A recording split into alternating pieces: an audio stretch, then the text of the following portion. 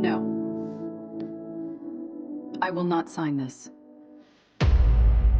Most people think the hardest part of losing a parent is saying goodbye. They're wrong. Sometimes the hardest part is realizing goodbye came years before they ever died. The last time I saw my father alive, he was lying in a hospital bed, surrounded by machines that beeped with cruel precision. His once commanding voice had been reduced to a whisper, and the man who used to fill every room with confidence suddenly looked small. The nurse found me standing outside his room. "Miss Bennett?" she asked gently. "He's been asking for you." I stared through the small window in the door. He looked older than his 62 years. His silver-streaked hair was thinner than I remembered, and his shoulders, the same shoulders that used to carry me through amusement parks when I was little, seemed to have collapsed under the weight of time. The nurse smiled kindly. "You don't have to stay long. Even 5 minutes would mean a lot to him."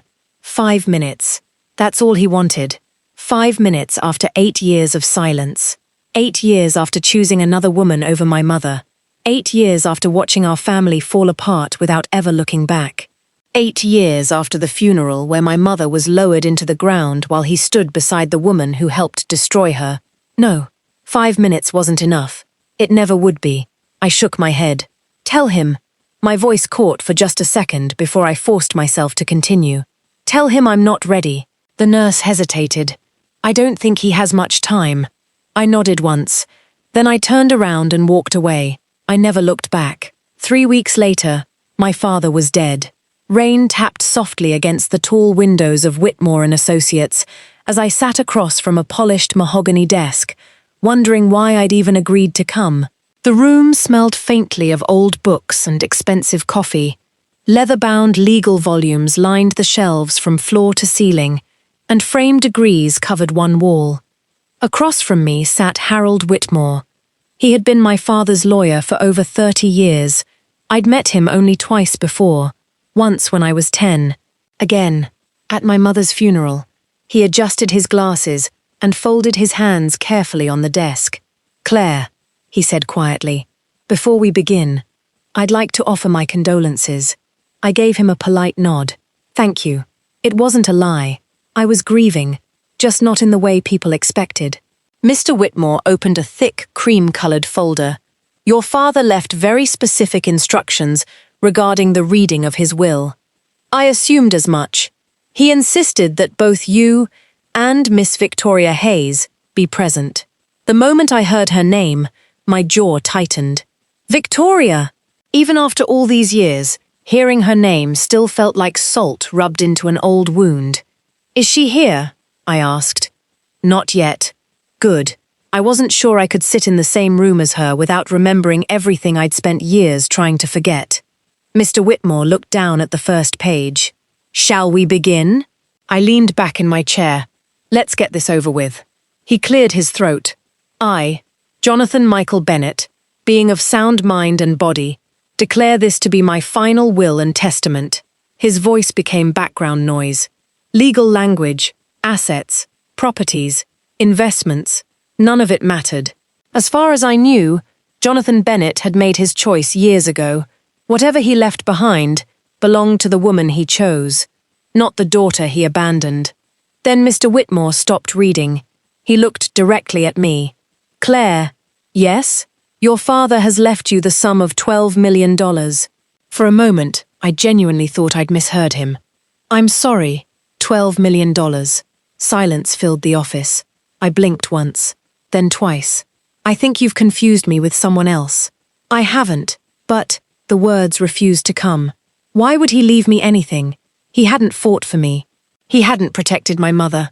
He hadn't earned the right to call himself my father. Yet somehow, he'd left me $12 million. Mr. Whitmore inhaled slowly. "There is one condition." Of course there was. I almost laughed. What condition? He glanced back at the document, then read carefully. "Claire Bennett shall receive the full inheritance of $12 million only if she willingly and sincerely forgives Victoria Hayes." The room went completely silent. I stared at him, waiting for him to smile, to tell me this was some cruel misunderstanding. He didn't. Instead, He slid the original document across the desk. There it was, in my father's unmistakable handwriting. Only if she forgives Victoria Hayes.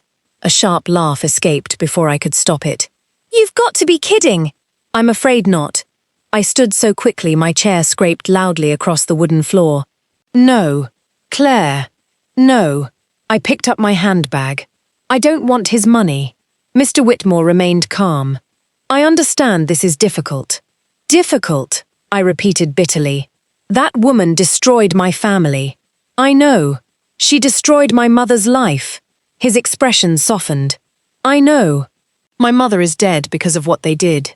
He didn't interrupt. He didn't defend anyone. He simply listened. I took a shaky breath. So tell my father. My voice cracked despite every effort to stay composed. Wherever he is, he can keep every single dollar. I turned toward the door. Claire. I stopped. Not because I wanted to, because something in the old lawyer's voice made me pause. Your father anticipated this reaction. I slowly looked back. He left additional instructions. I frowned. What instructions? Mr. Whitmore reached into the folder and removed a sealed envelope. Across the front, in familiar handwriting, were 6 words. For Claire, before you decide. My heart skipped. It's a letter, I said quietly. Mr. Whitmore shook his head. No.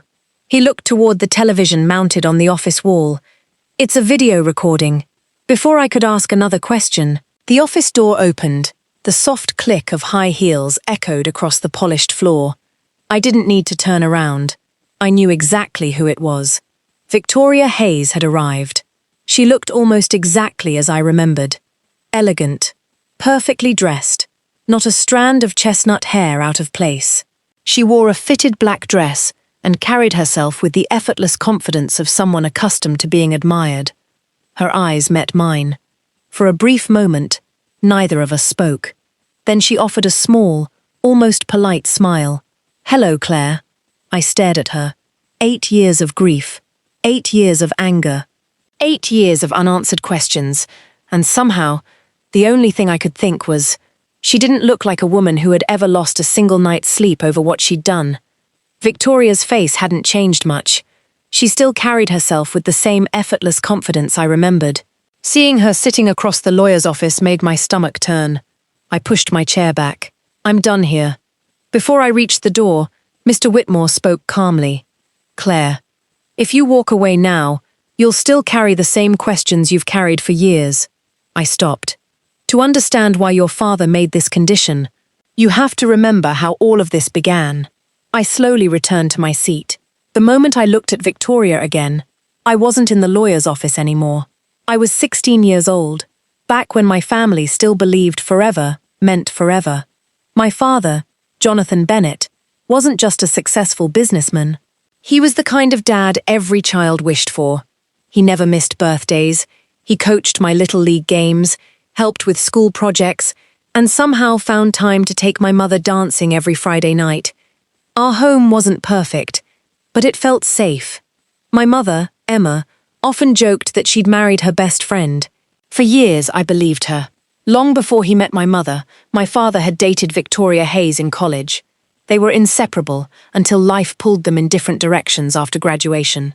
He eventually met Emma. They fell in love, married, and built a life together. For nearly 20 years, that chapter seemed closed, until one business conference changed everything. Dad was attending a real estate summit in Chicago when he spotted Victoria across the hotel lobby. She recognized him instantly. Coffee turned into lunch. Lunch became dinner. Old memories became dangerous conversations. When he returned home, he told my mother the conference had been exhausting. He never mentioned Victoria. That was his first lie. And once the first lie is easy, the next one usually is too. The meetings didn't stop after Chicago. They became phone calls, private lunches, weekend business trips. Victoria knew he had a wife. She knew he had a daughter. She chose to keep seeing him anyway. But every time my father answered her calls, every time he agreed to meet her, every time he walked back into our house pretending nothing had happened, that choice was his, no one else's. At first, the changes were almost impossible to notice. Dad started taking work calls outside. His phone was suddenly locked with a password. Business dinners became more frequent. When Mum asked if everything was okay, he'd smile. Just a busy season. She believed him, because trust doesn't disappear overnight. It erodes quietly. One Saturday morning, I walked into Dad's study looking for a charger. His laptop was open. A message flashed across the screen before it disappeared. "Victoria, I already miss you." I frowned. "Dad?" He turned so quickly he nearly knocked over his coffee. "What are you doing in here?" I needed my charger. He closed the laptop immediately. "I'll help you find it." His voice was calm, but his eyes weren't. That was the first time I sensed something was wrong. I just didn't know how wrong. Over the following weeks, Mom began noticing little things too. The late-night texts, the sudden gym memberships, the expensive cologne he'd never worn before. She asked questions. He always had answers, convincing ones. Until the afternoon, everything fell apart. She wasn't looking for proof. She was shopping for his birthday gift. Instead, she found the truth sitting across a restaurant table, holding my father's hand. If I'd known that ordinary Thursday would become the day my family ended, I would have begged her not to leave the house.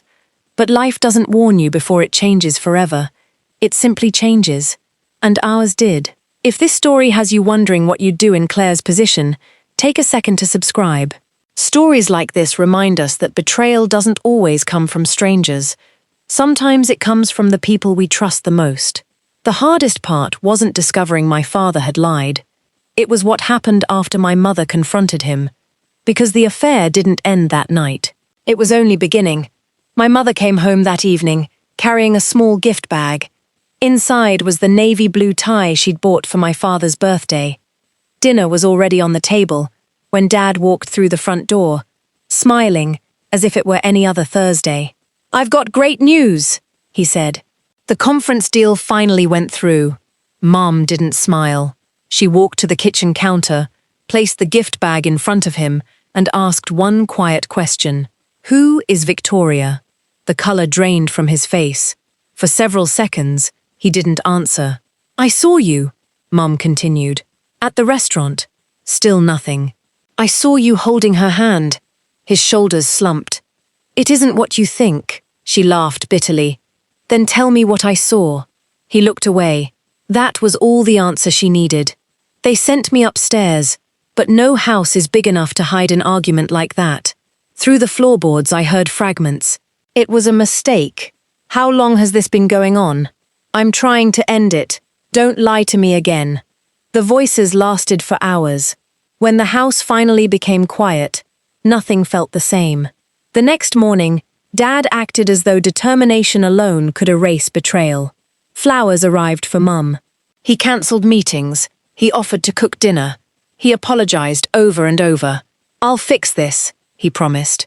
For a moment, Mum wanted to believe him. Nearly 20 years of marriage isn't something you walk away from easily. She agreed to try counseling. She agreed to give him one last chance. Dad looked relieved. He hugged her tightly. Then, he walked right back into the same life he'd promised to leave behind. He kept seeing Victoria. Not because he had to, because he chose to. The business trips continued. The secret phone calls never stopped. He simply became better at hiding them. Meanwhile, Mom kept trying to save a marriage she didn't realize she was fighting for alone. 2 months later, the truth caught up with him. A private investigator Mom had hired called early one morning. He isn't in Boston. He's at the Lakeside Grand Hotel. And he isn't alone. Mom drove there herself. She didn't scream. She didn't burst into the room. She simply waited in the hotel lobby. Almost an hour later, the elevator doors opened. Dad stepped out. Victoria was beside him. She smiled as she straightened his tie. The same tie my mother had given him. Dad froze the moment he saw Emma. Victoria noticed her too. For one brief second, she could have stepped away. Instead, she slipped her arm through his. A silent declaration. He didn't pull away. My mother never forgot that. Neither did I. Dad came home that evening. This time, he didn't deny the affair. He admitted he'd been seeing Victoria for months. "I love both of you," he said. My mother stared at him in disbelief. "You don't destroy the people you love." He had no answer, because there wasn't one. Within weeks, the divorce papers were filed. Dad moved into an apartment across town. Not long after, people started seeing him and Victoria together. Restaurants, charity events, weekend getaways. He wasn't hiding anymore. Whatever guilt he felt, it wasn't enough to make him leave her.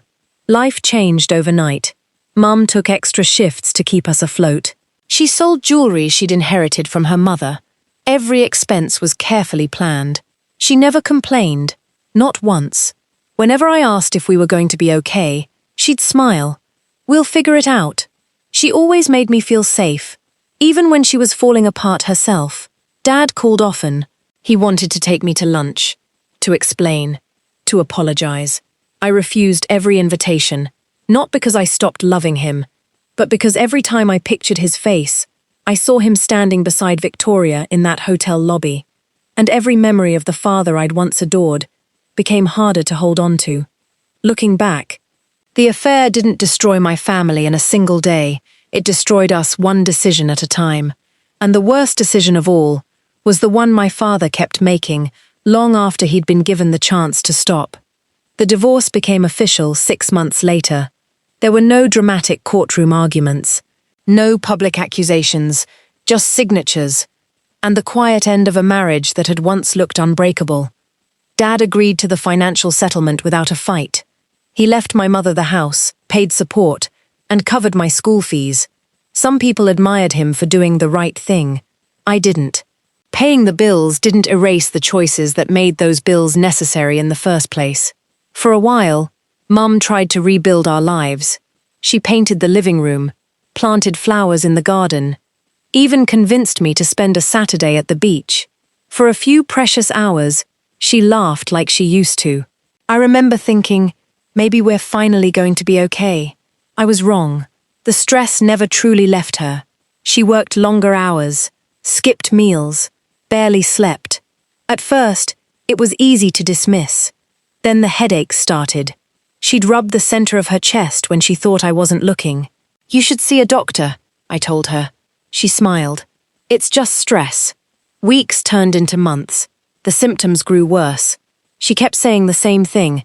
"I'll go next week." Next week never came. Dad still called. Sometimes to speak with me, sometimes to ask how Mum was doing. The concern in his voice always came too late. "You should visit her," I said once. "I don't think she'd want to see me." "You don't know that." He was quiet. Then he sighed. "Victoria doesn't think it would help." I gripped the phone tighter. For a moment, I thought he'd finally choose us. Instead, he chose the easier path. Again, he stayed away. That was the last time we spoke for months. One afternoon, I came home from school and found Mum standing in the kitchen. She looked exhausted. There was a glass of water in her hand. "Mum," she turned and forced a smile. "You're home early. You don't look well." "I'm fine." She reached for the counter. The glass slipped from her fingers and shattered across the floor. Then, she collapsed. Everything after that happened in flashes. Calling for an ambulance, neighbors rushing inside, the sound of sirens, holding her hand as paramedics fought to stabilize her. I kept repeating one sentence, "Please don't leave me," over and over. At the hospital, Grandma arrived just as the doctors wheeled Mum into surgery. Neither of us spoke. We didn't have to. The fear on our faces said everything. Nearly an hour later, a cardiologist walked toward us. His expression told me the answer before he opened his mouth. "I'm very sorry." My mother had suffered a massive heart attack. The doctor explained that prolonged stress, untreated high blood pressure, and months of ignoring the warning signs had overwhelmed her heart. She hadn't died because of one terrible day. She'd been breaking for months. No one noticed how close she was to the edge. Not even herself. The funeral took place 4 days later. Rain fell from the moment the service began. The church was filled with family, neighbors, and friends who couldn't believe she was gone. Then, the doors opened. Dad walked in. Behind him, Victoria. A ripple of whispers spread through the room. Dad looked ashamed. Victoria looked uncomfortable. She should have stayed away. After the service, Dad approached me. His eyes were swollen from crying. "Claire," I didn't answer. "I know I don't deserve your forgiveness." "No. I just want to talk." "You had months to talk to Mum." His shoulders dropped. "I made the biggest mistake of my life. You kept making it." He closed his eyes. There was nothing left to say. As he turned to leave, Victoria took a hesitant step toward me. "I'm sorry for your loss." I looked her straight in the eyes. "The day you started seeing my father, you stopped having the right to comfort me." She froze. For the first time, she had no clever response. She simply turned around and walked away. Dad followed her, not me. He always followed her. And watching them leave together, I realized something that hurt even more than losing my mother. Even after everything, even after her death, my father was still choosing Victoria. That was the last memory I had of him, until the phone call telling me he was dying. People say life moves on. It does, whether you're ready or not. After my mother's funeral, Grandma moved into the house with me. She never tried to replace my mother. She simply made sure I wasn't facing the silence alone. She reminded me to eat. She sat with me while I cried. And on the days I couldn't find the strength to speak, she never forced me to. Without her, I don't know who I would have become. Dad tried reaching out. He called every week, sent birthday cards, Christmas gifts, graduation flowers. I returned every package unopened. Eventually, the gifts stopped. Not because he'd stopped caring, but because he'd finally realized that apologies delivered through the mail couldn't repair what he'd broken. I buried myself in school, then college, then work. People assumed I'd moved on. I smiled, built a career, made friends. But every Father's Day felt like reopening an old wound. Whenever someone asked about my parents, I'd answer the same way. My mother passed away. My father and I don't have a relationship. It was easier than telling the whole story. One afternoon, nearly 8 years after the divorce, I walked out of a bookstore carrying a cup of coffee. A familiar voice stopped me. "Claire." I turned. My father stood a few feet away. He looked older. His hair had begun to grey, and the confidence I remembered had faded. For a moment, neither of us moved.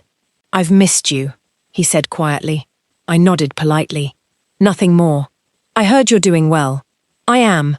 I'm proud of you." "You weren't there to see it." His smile disappeared. "No, I wasn't." For a few seconds, neither of us spoke. Then he reached into his coat pocket and held out a small velvet box. Inside was my mother's wedding ring. "I kept it all these years," he said.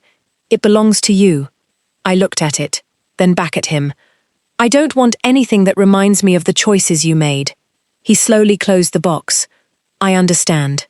"I don't think you do." He asked if we could have coffee. "Just 10 minutes." "No. So I can explain." "You've had years to explain." "I know. But I never stopped hoping." His voice sounded sincere. Maybe it was. But sincerity after years of silence isn't the same as redemption. He'd had countless opportunities to fight for our family. He chose not to. I wasn't going to pretend otherwise. Before either of us could say another word, someone called his name. "Jonathan!" I didn't need to turn around. I recognized the voice instantly. "Victoria!" She walked toward us, carrying shopping bags. The years had changed her very little. She glanced at me, then at my father. "I didn't realize you were busy." "I'm talking to Claire," Dad replied. "We're already late," she said. She rested a hand lightly on his arm. He hesitated. For one brief moment, I wondered if he'd finally tell her to wait. Instead, he looked at me apologetically. "I'm sorry." He turned and walked away with her. I stood there watching them disappear into the parking lot. Some habits never changed. When forced to choose, my father still chose Victoria. That was the last time I saw him alive. 3 weeks later, my phone rang. Mr. Harold Whitmore, my father's attorney. "Miss Bennett, I'm sorry to inform you that your father passed away this morning." I closed my eyes. I felt nothing. No anger, no relief, just emptiness. He continued. "Your father requested that you attend the reading of his will.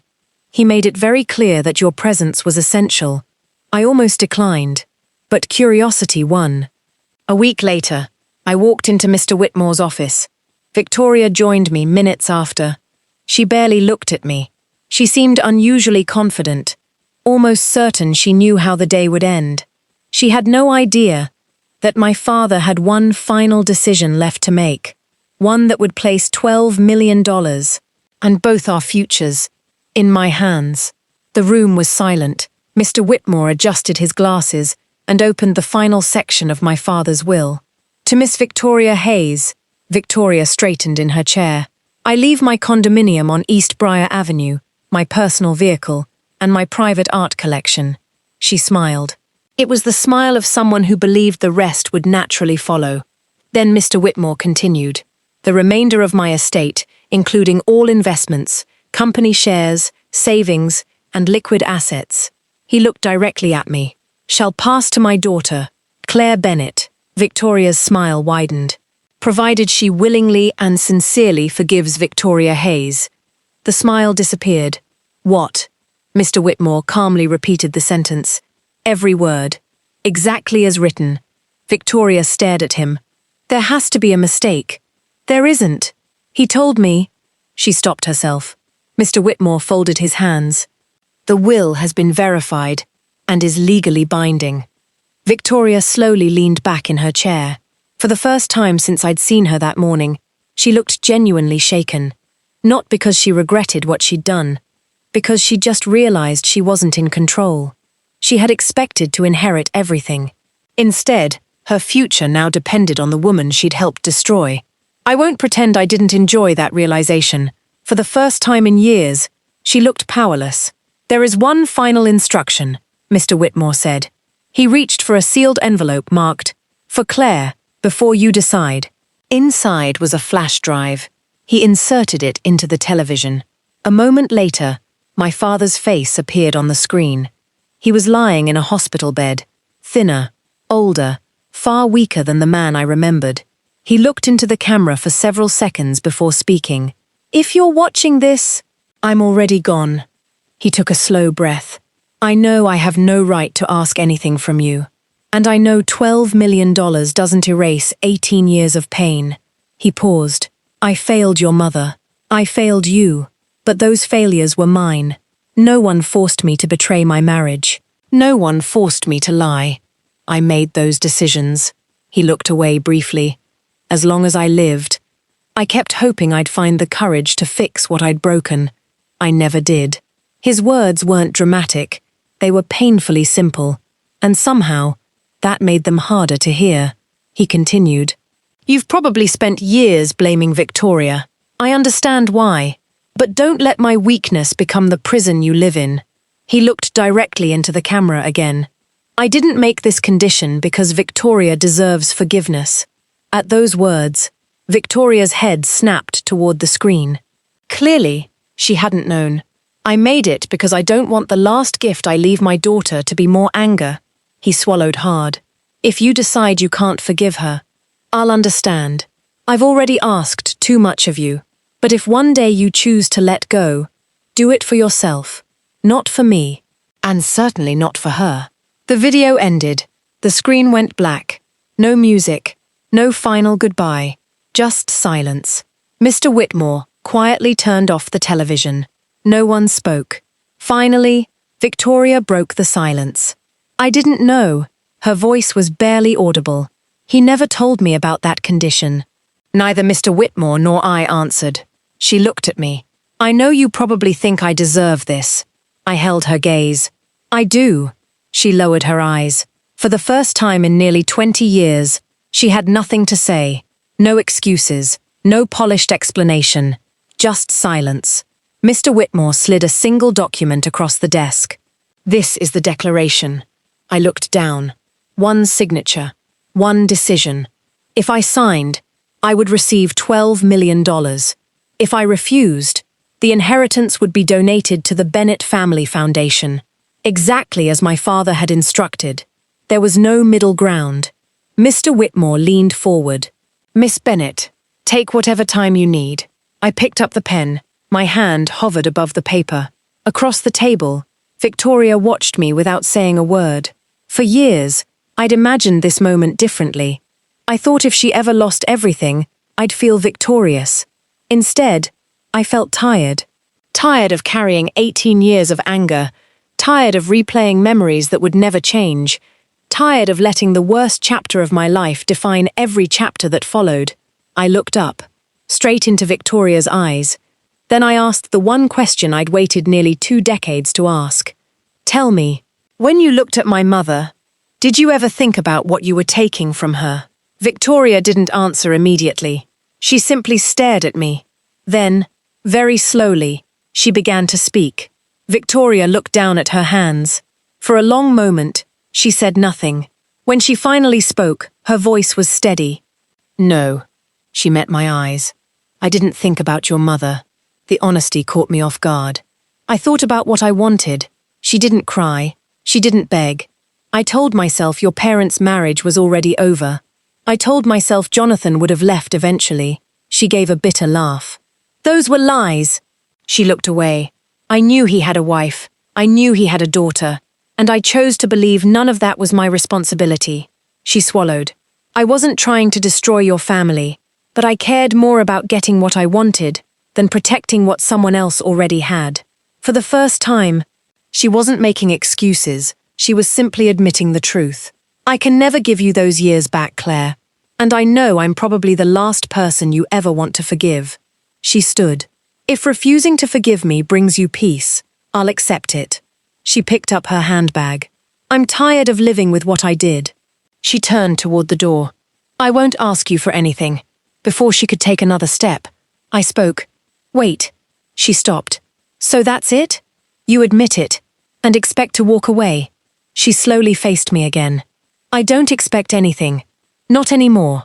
I looked at my father's declaration lying on the table.